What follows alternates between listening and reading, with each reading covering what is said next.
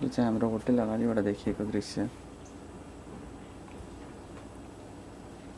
र हाम्रो त्यो पर देखेको सानो सेतो गाडी छ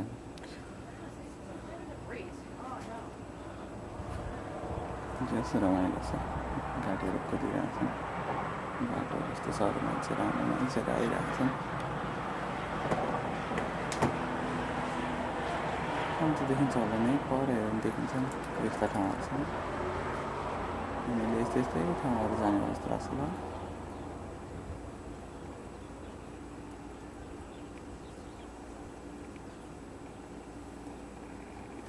तपाईँ नजिकै हेऱ्यो भने पनि थाहा हुन्छ नि यस्तो छ कि चट्टानवाला